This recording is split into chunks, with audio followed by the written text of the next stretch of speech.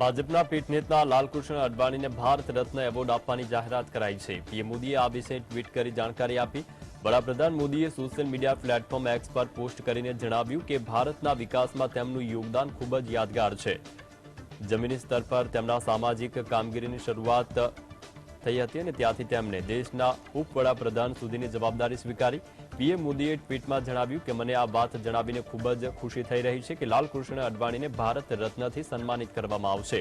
તેઓ અમારા સૌથી મોટા અને સન્માનિત લોકનેતા છે। તેમણે કેન્દ્રીય ગૃહમંત્રી અને સૂચના પ્રસારણ મંત્રી તરીકેની કામગીરીથી સૌને પ્રભાવિત કર્યા હતા। તેમના સંસદીય હસ્તક્ષેપ હંમેશા અનુકરણીય અને સમૃદ્ધ સૂઝ ભર્યા રહ્યા છે। લાલકૃષ્ણ અડવાણીનો જન્મ 8 નવેમ્બર 1927ના રોજ થયો। વર્ષ 1941માં તેઓ આરએસએસમાં જોડાયા હતા। વર્ષ 1970માં પહેલી વાર રાજ્યસભા સાંસદ જ્યારે વર્ષ 1989માં લોકસભા સાંસદ તરીકે ચૂંટાયા હતા। साथियों, आज देश ने अपने एक महान सपूत पूर्व उप प्रधानमंत्री लालकृष्ण आडवाणी जी को भारत रत्न देने का भी निर्णय लिया है। इस बात का प्रतीक है कि राष्ट्र की सेवा में अपना जीवन खपाने वालों को राष्ट्र कभी भुलाता नहीं है। ભાજપના વરિષ્ઠ નેતા લાલકૃષ્ણ અડવાણીને ભારત રત્ન આપવાની જાહેરાત બાદ તેમના ચાહકોમાં ખુશીની લહેર છે।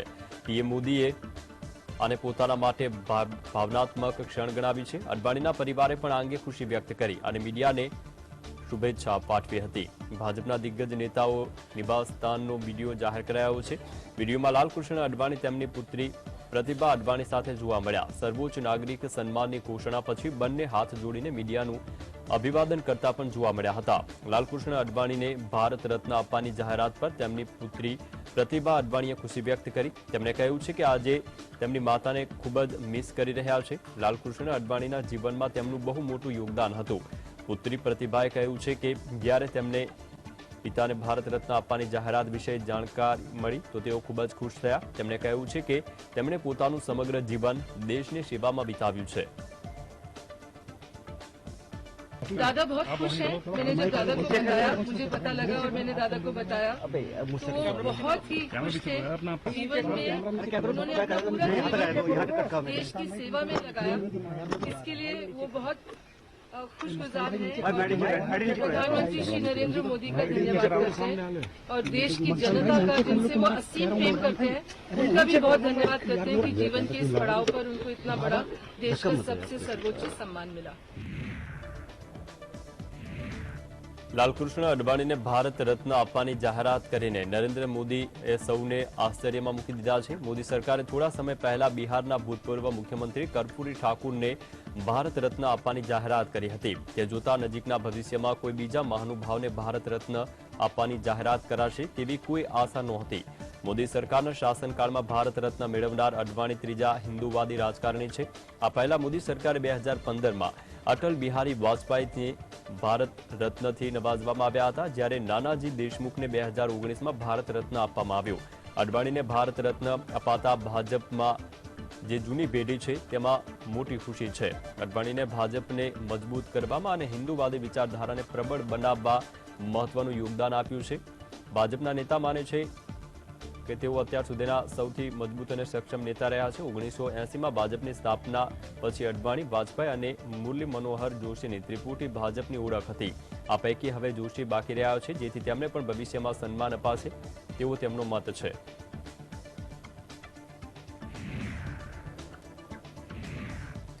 ઓડિશાના સંબલપુરમાં પીએમ મોદીએ કુલ 68,000 કરોડ રૂપિયાના અનેક પ્રોજેક્ટનું લોકાર્પણ અને શિલાન્યાસ કર્યો। ઇન્ડિયન ઇન્સ્ટિટ્યૂટ ઓફ મેનેજમેન્ટના 400 કરોડના સ્થાયી કેમ્પસનું ઉદ્ઘાટન ઉપરાંત ઉર્જા, રસ્તા અને રેલવે જેવા વિવિધ ક્ષેત્રોમાં અનેક માળખાકીય પ્રોજેક્ટનું ઉદ્ઘાટન કર્યું। મોદી વર્ષ 2021માં આઈઆઈએમ કેમ્પસનો શિલાન્યાસ કર્યો હતો। પ્રધાનમંત્રીએ પુરી સોનીપુરી સાપ્તાહિક એક્સપ્રેસને પણ લીલી ઝંડી બતાવી, જે આ પ્રદેશમાં ટ્રેનની અવરજવરમાં સુધારો કરશે। આ સાથે જ પીએમ મોદીએ ઝારસુગુડા હેડ પોસ્ટ ઓફિસ હેરિટેજ બિલ્ડિંગને પણ રાષ્ટ્રને સમર્પિત કરી। પ્રધાનમંત્રી ઉર્જા ગંગા હેઠળ આશરે 2450 કરોડ રૂપિયાના ખર્ચે બનેલો આ પ્રોજેક્ટ ઓડિશાને રાષ્ટ્રીય ગેસ ગ્રીડ સાથે જોડશે। આ કાર્યક્રમમાં ઓડિશાના મુખ્યમંત્રી નવીન પટનાયક, રાજ્યપાલ રઘુબર દાસ અને કેન્દ્રીય શિક્ષણ મંત્રી ધર્મેન્દ્ર પ્રધાન પણ હાજર રહ્યા।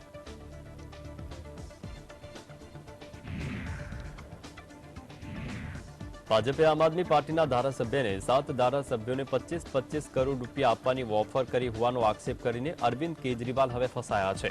ભાજપે દિલ્હી પોલીસને આ અંગે ફરિયાદ કરતા દિલ્હી પોલીસની ક્રાઇમ બ્રાન્ચની ટીમે કેજરીવાલની પાછળ લાગી ગઈ છે।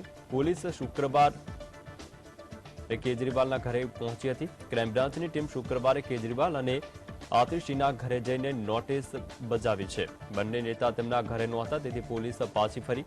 તો સામે સીએમ ઓફિસના અધિકારીઓનું કહેવું છે કે પોલીસ નાટક કરે છે અને કોઈ સૂચના આપ્યા વિના જ રવાના થઈ ગઈ। દિલ્હી ભાજપે પોલીસ કમિશનર સંજય અરોરાને ફરિયાદ કરીને કેજરીવાલે કરેલા આક્ષેપોની તપાસ કરવા કહ્યું છે। આ સંદર્ભમાં ક્રાઇમ બ્રાન્ચની ટીમે કેજરીવાલને પુરાવા આપવા કહ્યું છે। ભાજપ પ્રમુખ વિરેન્દ્ર સચદેવાનો આક્ષેપ છે કે કેજરીવાલ સનસનાટી ફેલાવવા માટે ખોટા આક્ષેપો કરી રહ્યા છે।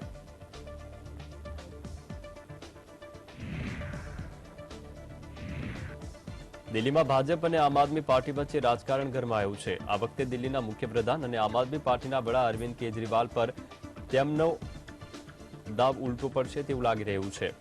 દિલ્હી પોલીસની ક્રાઇમ બ્રાન્ચની ટીમ નોટિસ આપવા માટે સીએમ કેજરીવાલના ઘરે પહોંચી હતી। વાસ્તવમાં અરવિંદ કેજરીવાલે ભાજપ પર આપના ધારાસભ્યોને ખરીદવાનો ગંભીર આરોપ લગાવ્યો છે। આ કેસની તપાસમાં સહકાર આપવા માટે ક્રાઇમ બ્રાન્ચની ટીમ કેજરીવાલના ઘરે પહોંચી। 2 ફેબ્રુઆરીના રોજ પણ ક્રાઇમ બ્રાન્ચની ટીમ કેજરીવાલના ઘરે પહોંચી હતી, પરંતુ કેજરીવાલ સાથે મુલાકાત ન થતા ક્રાઇમ બ્રાન્ચના અધિકારી નોટિસ રિસીવ કર્યા વિના જ પરત ફર્યા। કેજરીવાલ ઉપરાંત ક્રાઇમ બ્રાન્ચની ટીમ દિલ્હીના શિક્ષણ મંત્રી આતિશીના ઘરે પણ પહોંચી હતી।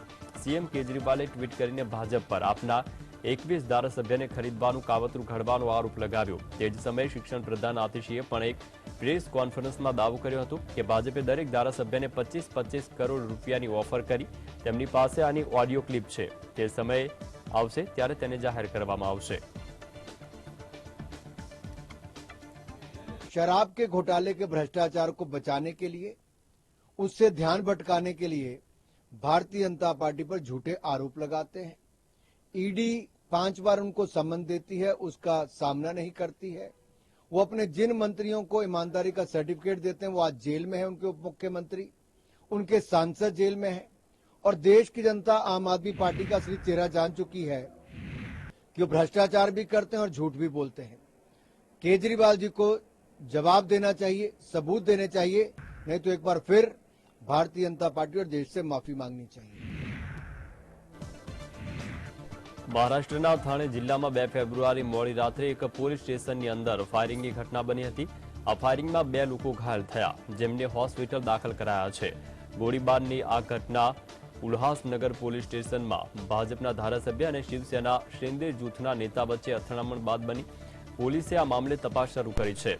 ડીસીપી સુધાકર પાઠકે જણાવ્યું છે કે શિંદે જૂથની શિવસેનાના નેતા મહેશ ગાયકવાડ અને ભાજપના ધારાસભ્ય ગણપત ગાયકવાડ વચ્ચે કેટલાક મુદ્દા પર મતભેદ હતો અને તેઓ ફાયરિંગ થયું ત્યારે આ ફરિયાદ નોંધાવવા પોલીસ સ્ટેશન પહોંચ્યા હતા। આ દરમિયાન તેમની વચ્ચે ત્યારે ઉગ્ર બોલાચાલી થઈ અને અચાનક જ ગણપત ગાયકવાડે મહેશ ગાયકવાડ અને તેના માણસો પર ફાયરિંગ કર્યું। ઉદ્ધવ ઠાકરે સમૂહની શિવસેનાના નેતા આનંદ દુબે ઉલ્હાસનગર ફાયરિંગની ઘટના પર સવાલ ઉઠાવ્યા છે।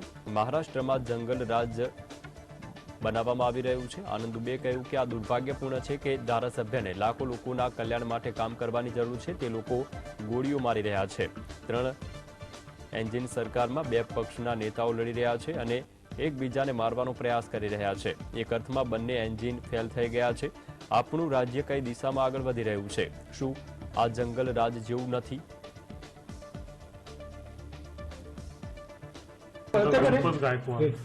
दोनों का आपस में किसी इशू पे कुछ विवाद था, इसी कारण कुछ कंप्लेंट देने वो आए थे। उसी दरमियान दोनों में चर्चा चल रही थी। उसी दरमियान आमदार गणपत गायकवाड़ ने महेश गायकवाड़ और उसके साथियों पर गोलीबार किया है। उसमें 2 लोग जख्मी है और आगे की तहकीकात शुरू है। ઉત્તરાખંડમાં યુનિફોર્મ સિવિલ કોડ લાગુ કરવાની દિશામાં મહત્વપૂર્ણ ઘટનાક્રમમાં યુસીસી સમિતિના અધ્યક્ષ અને સુપ્રીમ કોર્ટના પૂર્વ ન્યાયાધીશ રંजना પ્રકાશ દેસાઈએ યુસીસીનો ડ્રાફ્ટ શુક્રવારે મુખ્યમંત્રી પુષ્કરસિંહ ધામીને સોંપ્યો. ધામી સરકારે યુસીસી માટે 27મી મે 2022ના રોજ 5 સભ્યોની સમિતિની રચના કરી હતી. ડ્રાફ્ટ મળ્યા પછી હવે સરકારે શનિવારે યોજાનારી કેબિનેટ બેઠકમાં તેને મંજૂરી આપશે. ધામી સરકાર 5મી ફેબ્રુઆરીથી શરૂ થઈ રહેલા વિધાનસભા સત્રમાં 6મી ફેબ્રુઆરીએ મંગળવાર યુસીસી બિલ રજૂ કરે તેવું માનવામાં આવી રહ્યું છે. દહેરાદૂનમાં યુસીસી કાર્યાલય રિપોર્ટ તૈયાર કરવા માટે છેલ્લા 3 દિવસથી દૈનિક 15 કલાકથી વધુ કામ કરી રહ્યું છે. સૂત્રોના જણાવ્યા મુજબ ડ્રાફ્ટમાં 400થી વધુ કલમો હોઈ શકે છે, જેનું લક્ષ્ય પારંપરિક રીતે રિવાજોથી ઉત્પન્ન થતી વિસંગતતાઓ છે તેને ખતમ કરવાનું છે. યુસીસીનો સંપૂર્ણ ડ્રાફ્ટ મહિલા કેન્દ્રિત જોગવાઈઓ પર કેન્દ્રિત હોઈ શકે છે. જોકે આદિવાસીઓને યુસીસીમાંથી છૂટ મળવાની સંભાવના છે.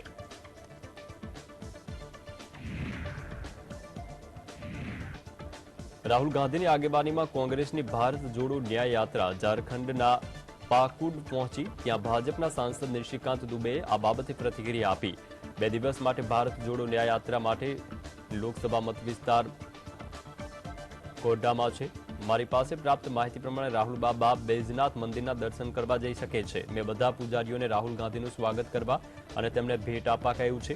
તેમને બાબાની ચાંદીની પ્રતિકૃતિ આપો અને તેમને હિન્દુત્વની રક્ષા કરવા માટે રામ મંદિરની મુલાકાત લેવા જણાવો. જો રાહુલ ગાંધી બાબાના દર્શન કરવા આવ્યા છે તો તેમને દિલથી આવું કરવું જોઈએ. કોંગ્રેસે તૃષ્ટિકરણની રાજનીતિ ન કરવી જોઈએ. રાહુલે હિન્દુઓની રક્ષા માટે કંઈક કરવું જોઈએ, નહીં તો આ પૂજાનો કોઈ અર્થ નથી.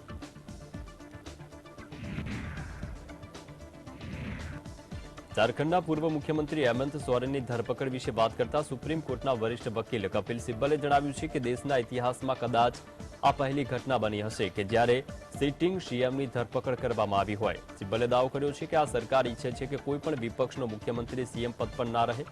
હવે આવું અરવિંદ કેજરીવાલ વિરુદ્ધ પણ કરવામાં આવી શકે છે. આમનો ઉદ્દેશ્ય ડબલ એન્જિનની સરકારનો છે. તેઓ વિપક્ષની સરકાર ઈચ્છતા નથી. હેમંત સોરેન વિરુદ્ધ નવા 10 કેસ પણ દાખલ કરવામાં આવી શકે છે. તમામ કેસ ખોટા છે, પરંતુ આવું કરવાથી તેઓ લોકસભાની ચૂંટણી સમયે બહાર આવી શકે નહીં. कि ये देखिए, ये सरकार चाहती है कि कोई भी विपक्ष का मुख्यमंत्री अपने पद पे नहीं बैठे. अब ये अरविंद केजरीवाल के खिलाफ भी करेंगे.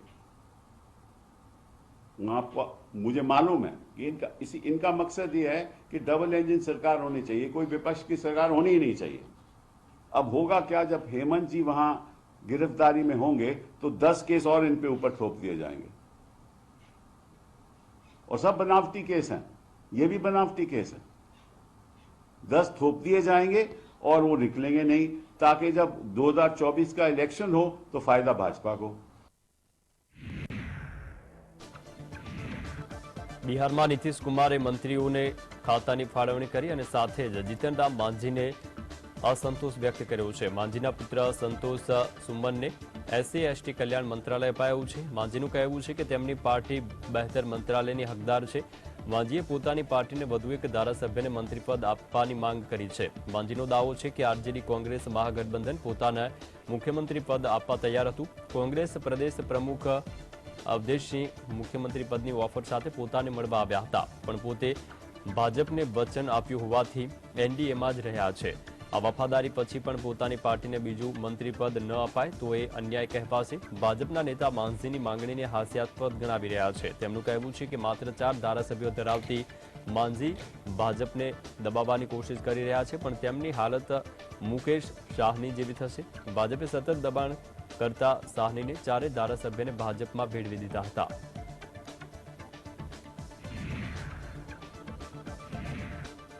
પશ્ચિમ બંગાળમાં કોંગ્રેસ અને તૃણમૂલ કોંગ્રેસ વચ્ચે બેઠકોની વહેંચણી મુદ્દે ડખો પડ્યો છે. ત્યારે મમતા બેનર્જીએ લીધેલા અત્યંત આકરા વલણે કોંગ્રેસના નેતાઓને સ્તબ્ધ કરી દીધા છે. મમતા બેનર્જીએ કોંગ્રેસને ઝાટકી નાખતા કહ્યું છે કે કોંગ્રેસ 300 લોકસભા બેઠક પર ચૂંટણી લડવાની વાત કરે છે, પણ તેમનામાં 40 બેઠકો જીતવાની પણ તાકાત નથી.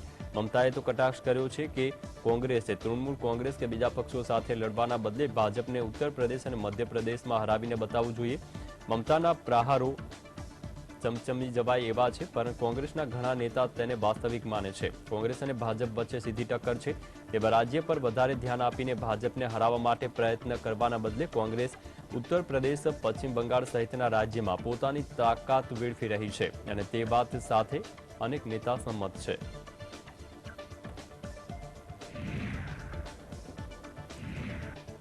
આમ આદમી પાર્ટીના રાજ્યસભા સાંસદ સંજય સિંહને ઈડીએ જેલ ભેગા કરી દીધા છે, ત્યારે તેમની દીકરી ઈશિતા સિંહ સક્રિય થયા છે. સંજય સિંહ આમ આદમી પાર્ટીના ઉત્તર પ્રદેશમાં પ્રભારી હતા.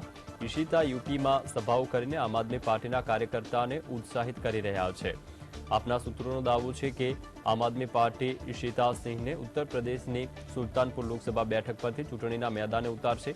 સુલતાનપુરના સાંસદ તરીકે મેનકા ગાંધી છે. ભાજપ મેનકાને ટિકિટ આપે તેવી શક્યતા નથી, તેથી ઈશિતા સારી તક હોવાનું કહેવામાં આવી રહ્યું છે.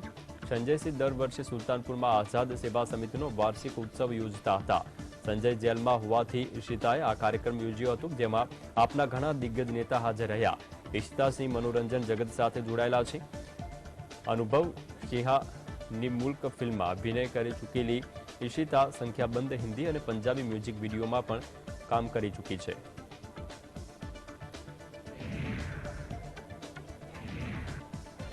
અભિનેત્રી પૂનમ પાંડેનું નિધન થયું નથી. તેમના નિધનના સમાચાર ખોટા હતા. પૂનમ પાંડે ખુદ ઇન્સ્ટાગ્રામ પર વિડીયો શેર કરીને તેમના જીવિત હોવાની વાતની પુષ્ટિ કરી છે. તો આ પોતાના મૃત્યુની ખોટી માહિતી કરનાર અભિનેત્રીએ પોતે જ ખુલાસો કર્યો છે કે તેને કેન્સર પણ નથી, પરંતુ તેણે આ બધું સર્વાઇકલ કેન્સર સામે જાગૃતિ ફેલાવવા માટે કર્યું. અભિનેત્રીની પોલ હવે ખુલી ગઈ છે, જેને લઈને તેની ઘણી ટ્રોલ કરવામાં આવી રહી છે. તેને સોશિયલ મીડિયા પર નફરતનો પણ સામનો કરવો પડ્યો. યુઝર્સ અને સ્ટાર્સ તેમના કૃત્ય બદલ તેની ટીકા કરી રહ્યા છે. પૂનમે વિડીયોની સાથે કેપ્શનમાં લખ્યું હતું, હું તમારા બધા સાથે કંઈક મહત્વપૂર્ણ વાત શેર કરવા માંગુ છું. હું જીવંત છું. મને સર્વાઇકલ કેન્સર થયું નથી, પરંતુ દુઃખની વાત એ છે કે આ રોગનો સામનો કેવી રીતે કરવો તે અંગેની જાણકારીના અભાવને કારણે હજારો મહિલાઓ પોતાનો જીવ ગુમાવ્યો છે. કેટલાક અન્ય કેન્સરથી વિપરીત સર્વાઇકલ કેન્સરને સંપૂર્ણપણે અટકાવી શકાય છે. I'm alive. I didn't die because of cervical cancer. Unfortunately, I cannot say that about those hundreds and thousands of women who have lost their lives because of cervical cancer. It is not because they couldn't do anything about it, because they had no idea what to do. I'm here to tell you that, unlike other cancers, cervical cancer is preventable. All you have to do is you have to get your tests done and you have to get HPV vaccine. We can do all this and more to make sure there is no more life lost to this disease. ગોવામાં વિધાનસભાના speaker Ramesh તબારકરે કલા અને સંસ્કૃતિ પ્રધાન ગોવિંદ ગોંડે ફંડનો દુરુપયોગ કર્યાનો આક્ષેપ કરીને તપાસની માંગ કરતા સરકારની હાલત કફોડી થઈ ગઈ છે. ભાજપના જ બે નેતા સામસામે આવી જતા સ્થાનિક નેતાગીરી પણ ડેમેજ કંટ્રોલમાં લાગી છે. ગોંડે પહેલા કોંગ્રેસમાં હતા, પણ ચૂંટણી પહેલા જ ભાજપમાં જોડાઈ ગયા. તો તબારકરનો આક્ષેપ છે કે ગોંડે પોતાના મત વિસ્તાર કોનાકોનમાં સ્થાનિક ક્લબો તથા સંસ્થાઓને સાંસ્કૃતિક કાર્યક્રમો યોજવા માટે નાણાંની લાગણી કરી રહ્યા છે. પ્રોટોકોલ પ્રમાણે તેમને બીજા ધારાસભ્યના મત વિસ્તારના નાણાંની ફાળવણી કરતા પહેલા સ્થાનિક ધારાસભ્ય એટલે કે તબારકરને જાણ કરવી જોઈએ, પણ ગોંડે એવી તસ્દી લીધી નથી. ગોંડે કાર્યક્રમ યોજ્યા જ નથી, તેના માટે ફાળવણી કરી હોવાનું બતાવીને બારોબાર સરકારી નાણાં ચાઉ કર્યા હોવાનો આક્ષેપ પણ કરાયો છે. જુલાઈમાં ભારે વરસાદ વખતે તેમણે ફેસ્ટિવલ યોજ્યો હોવાનું બતાવ્યું હતું.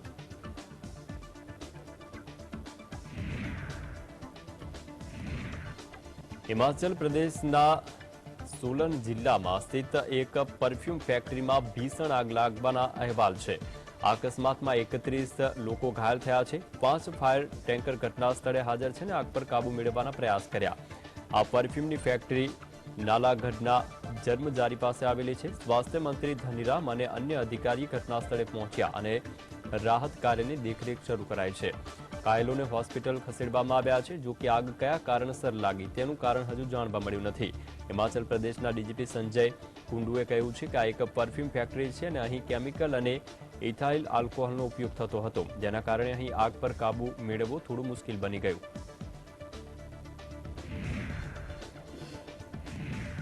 અમેરિકાએ ઇરાક અને સિરિયામાં ઈરાની ચોકીઓ પર ડઝનબંધ હવાઈ હુમલા કર્યા છે, જેમાં ઘણા લોકોના મોતની માહિતી છે. જોકે અમેરિકા અને ઈરાને હજુ સુધી મૃત્યુઆંક અંગે કોઈ માહિતી શેર કરી નથી.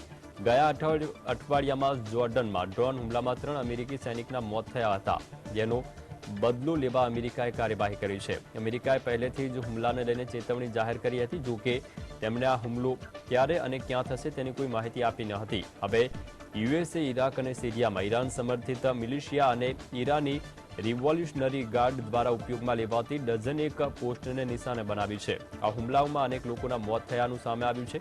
ઉલ્લેખનીય છે કે વોશિંગ્ટન અને તહેરાન બંને સંપૂર્ણ પાયે યુદ્ધ ટાળવાના પ્રયાસમાં છે. ઈરાન સાથે સીધો સંઘર્ષ ટાળીને અમેરિકા વધુ હુમલા અટકાવવા ઈચ્છે છે.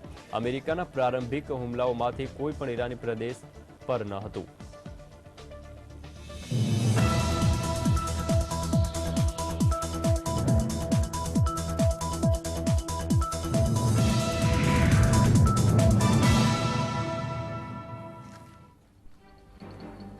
તો એક મહત્વના સમાચાર સામે આવ્યા છે, તેના પર નજર કરીએ. જૂનાગઢમાં પોલીસ તાલીમ કેન્દ્રમાં ડ્રાઈવરની આત્મહત્યાનો મામલો છે. તેમાં ગુજરાત હાઈકોર્ટે પોલીસની કામગીરી સામે નારાજગી વ્યક્ત કરી છે. તો મહત્વનું છે કે હાઈકોર્ટે જૂનાગઢ રેન્જ ડીઆઈજી નિલેશ જાજડિયાનો પણ ઉધડો લીધો. સંવાદદાતા ધવલ આપણી સાથે જોડાયા છે. ધવલ, શું છે વિગતો? ચોક્કસથી મનોજ કરવા માટે 21 માર્ચ 2023 રોજ જે તાલીમ ડ્રાઈવર હતો બ્રિજેશ લાબડિયા, એમને દ્વારા આપઘાત કરવામાં આવ્યો હતો અને સીધો આક્ષેપ છે કે ડીવાયએસપી ખુશ્બુ કાપડિયા ઉપર લાગ્યો હતો. એ સાથે જ પીએસઆઈ પ્રવીણ સાચર તેની ઉપર આક્ષેપ લગાવવામાં આવ્યો હતો. ત્યાર પછી ડીવાયએસપી અને પીએસઆઈ છે તેના સામે ગુનો હાઈકોર્ટે આદેશ કર્યા બાદ નોંધવામાં હતો. ત્યારબાદ જે ડીવાયએસપી છે તે ફરાર જોવા મળી રહ્યા હતા અને ત્યારબાદ પોલીસે જે તે કામગીરી જે પોલીસે કરેલી છે તેનાથી હાઈકોર્ટ સતત નારાજી જોવા મળી રહી હતી. સાથે જ જે ફરિયાદને 5 મહિના થયા છતાં હજી સુધી કોઈ આરોપીની અટકાયત કે ધરપકડ નથી કરવામાં આવી, તેવું નાટક પણ રચવામાં આવ્યું. એવું પણ હાઈકોર્ટે અવલોકન કર્યું હતું કે પોલીસ અત્યાર સુધી નાટક રચી રહી છે અને જે યોગ્ય કામગીરી છે, યોગ્ય તપાસ છે તે કરવામાં નથી આવી રહી, તેવું પણ નોંધ્યું હતું. અને સાથે જ હાઈકોર્ટે જે જૂનાગઢ રેન્જ આઈજી નિલેશ જાજડિયા છે તેનો પણ ઉછેરો લીધો હતો કે હાઈકોર્ટની સંમતિ વિના તમે તપાસમાં તબદીલ કરવાનું કઈ રીતે કરી શકો છો ને કેટલી તપાસમાં લાઇટને ડિટેક્શન ટેસ્ટ કરાવે તેનું એફિડેવિટ હાઈકોર્ટમાં વિગતમાં રજૂ કરો અને મહિલા ડીવાયએસપીને બચાવવાનો જે પ્રયાસ થતો હોય તેનું પણ અવલોકન હાઈકોર્ટે નોંધ્યું હતું. તો પોલીસ ફરિયાદમાં આરોપીને સાહેબ લોકો છો તો કેટલું યોગ્ય છે તેવું પણ ગુજરાત હાઈકોર્ટ દ્વારા નોંધવામાં આવ્યું છે. એટલે કે કહી શકાય કે અત્યારે જે ડીવાયએસપી ખુશ્બુ કાપડી અને પીએસઆઈ પ્રવીણ ખાચર ની ઉપર ફરિયાદ નોંધવાનો હુકમ કરવામાં આવ્યો છે અને આગળની જે તપાસ છે તે તપાસ માટે પણ હાઈકોર્ટે કહેવામાં આવ્યું છે કે સોગંદનામું વિગતવાર રજૂ કરવામાં આવે. જી ધવલ, સમગ્ર માહિતી બદલ અને જોડાવા બદલ આપનો આભાર.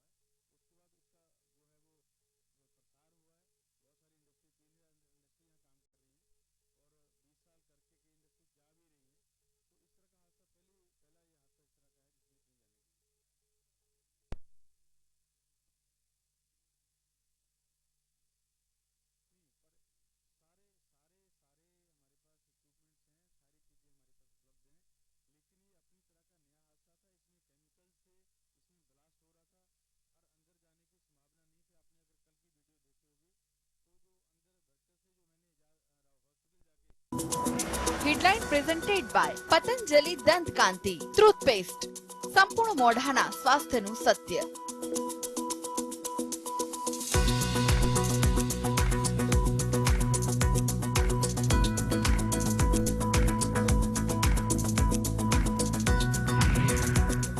હત્યાકાંડ કેસમાં તરલ ભટ્ટને જૂનાગઢ કોર્ટમાં રજૂ કરાયા 14 દિવસના રિમાન્ડની કરાઈ માંગ પૂછપરછમાં બેંક અધિકારીઓ અને અન્ય પોલીસ અધિકારીના નામ ખુલે તેવી શક્યતા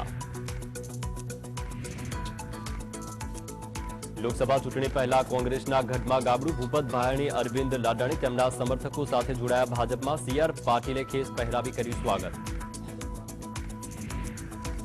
જેતપુરમાં આપના નેતા રોહિત ભુવાએ પક્ષની તમામ જવાબદારી અને પ્રાથમિક સભ્યપદેથી આપ્યું રાજીનામું નજીકના સમયમાં ભાજપમાં જોડાય તેવી અટકળો